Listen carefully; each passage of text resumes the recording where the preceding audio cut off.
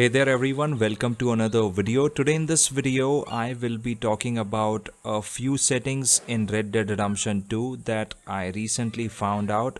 Actually, I have been playing Red Dead Redemption 2 for a really long time and I was bothered about two main things. The first thing was the anti-aliasing and the other important thing was the clarity in the game. I was not very sure about how clear the game looked, but I recently came across two settings that were responsible for all of this, and in this video I am going to mention both of those settings so that you don't have to deal with this problem.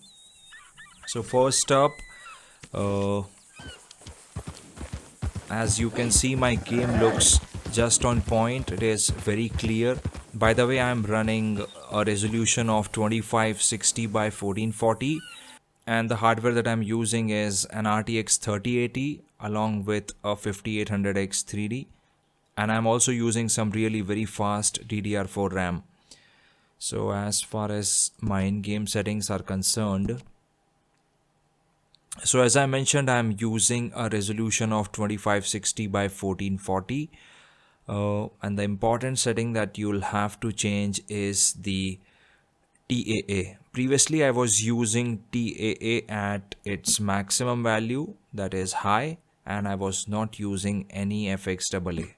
It was like this previously and my game looked a little blurry and it was not as clear as I wanted it to be. Then I switched the TAA to medium and the FXAA to on. And this made a massive difference and my game looked a lot sharper with these settings. The other important setting is the TAA sharpening. You'll have to make sure to use a value that is around 10 and 20, or you can even try as high as 25 too. So you'll have to fill this bar from 0 to 25 or maybe around 20. 1, 2, 3, 4, 5, 6, 7, 8, 9, 10, 11, 12, 13, 14, 15, 16, 17, 18, 19, 20. 20 and 25 is going to be the value that you should be using. A few people have suggested that you should be using a value around 27.